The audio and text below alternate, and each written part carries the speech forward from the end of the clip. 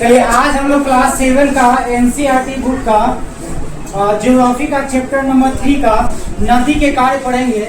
यह chapter similar important है प्रतियोगिता परीक्षा तक। अगर आप ग्रेजुएशन तक भी पढ़ेंगे ज्योग्राफी तब भी आपको यही पढ़ना है। और अपने स्कूल में जो तैयारी हो रहा है छात्रवृत्ति परीक्षा का, उसके लिए भी इम्पोर्टेंट जो आप क्लास 8 में देंगे। तो नदी के कार्य को हम लोग आगे बढ़ाते हैं। तो इसमें सबसे पहला आता है जलप्रपात। जलप्रपात को हम लोग झरना भी बोलते हैं, ठीक है। अब उसमें क्या होता है कि जब नदी किसी ऊंचाई वाले स्थान से, ये पर्वत है, पहाड़ है, ऊंचाई वाले स्थान से नीचे गिरती है तो उसको क्या बोलते हैं? जलप्रपात बोलते हैं, या फिर क्या बोलते हैं? झरना बोलते हैं। क्या बोलते हैं? झरना। तो जलप्रपात झरना हो गया। अब इसके बाद सबसे इम्पोर्टेंट चीज आता है और उसको क्या बोलते हैं? विसर्ग, ठीक है। विसर्ग क्या है तो अब आगे देखते हैं। जैसे कि मोरधार बहती है, ठीक है, मैदानी इलाकों में जब नदी प्रवेश करती है तो उसका शक्ति कम हो जाता है, ठीक है। तो वो क्या करती है कि घूम घाम के चलते रहती है, जैसे कि सांप चलता है। आप देख सकते हैं यहाँ सांप चल रहा है। तो अब क्या है कि कभी कभी बरसात में नदी में पानी ज्यादा आता है, या किसी साल जो है वो बारिश ज्यादा होता है और किसी साल बारिश कम होता है। तो जब बारिश ज्यादा होता है तो नदी पूरी धारा से बहती है और यहाँ तक पहुँच जाती है, ठीक है। लेकिन कभी किसी साल क्या होता है कि पानी कम हुआ या फिर उस साल पहाड़ों में वर्षा नहीं हुआ तो बरसाती नदियों में पानी धीरे धीरे क्या होता है? कमने लगता है। तो पहले जो पानी यहाँ तक पहुँच रहा था, अब पानी धीरे धीरे यहाँ तक पहुँचेगा, फिर यहाँ तक पहुँचेगा, फिर यहाँ तक पहुँचेगा, फिर यहाँ तक पहुँचेगा, फिर यहाँ तक पहुँचेगा।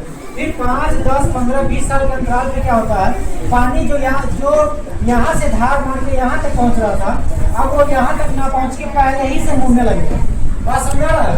जो पहले ही से मुड़ने लगेगा, ये जो मोरदार किनारा है, इसी मोरदार किनारा को क्या बोलते हैं? विसर्ग बोलते हैं। क्या बोलते हैं? विसर्ग बोलते हैं, ठीक है। और जब मोरदार किनारा से पानी धीरे धीरे इधर खसकने लगता है, ठीक है, तो यहाँ क्या करती है? नदी अपने द्वारा लाए गए मिट्टी के गाद को जमा करते रहती है। जब यहाँ जमा करती है तो ये क्या होता है?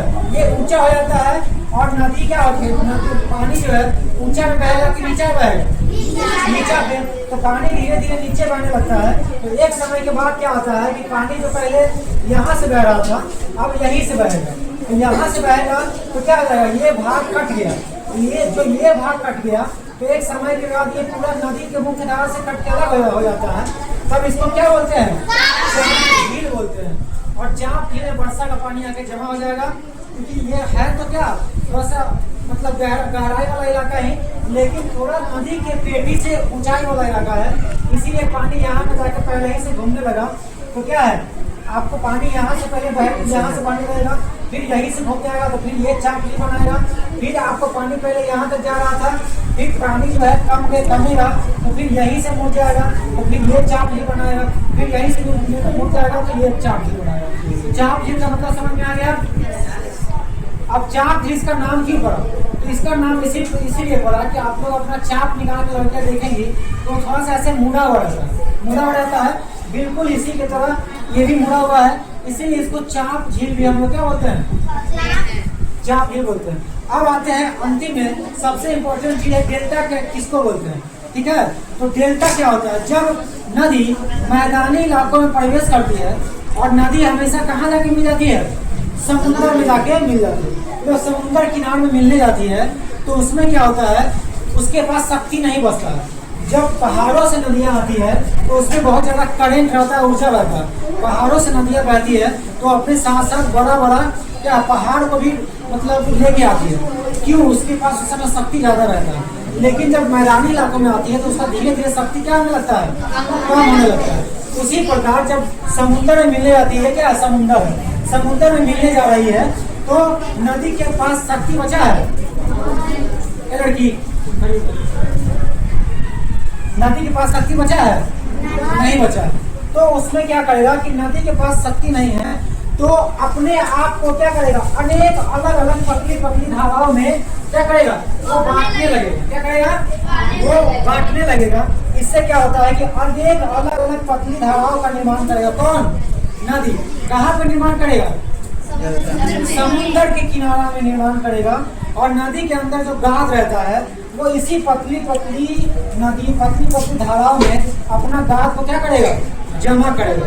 तो यहाँ पे क्या हो जाएगा, बहुत बड़े प्रकार से टापू का निर्माण हो जाएगा और टापू के अंदर में बीच बीच में क्या हो जाएगा, पतली पतली पतली पतली धारा रहेगा इस तरह से। तो इस पूरा क्षेत्र को जहाँ समुद्र में को जाकर नदी मिलती है और पूरी पतली पतली धाराओं पूरा निर्माण करती है, उस पूरे एरिया को क्या बोलते हैं, डेल्टा बोलते हैं।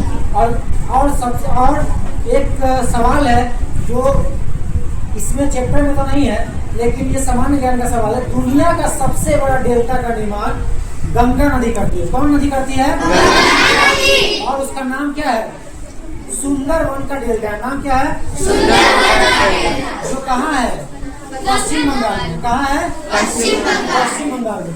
मान लो ये गंगा नदी है और ये क्या है, पश्चिम बंगाल का समुंदर है, और ये जाके समुद्र में मिलती है, पतली पतली धाराओं का निर्माण कर रही है, और ये पूरे दुनिया का सबसे बड़ा किस चीज का निर्माण करती है?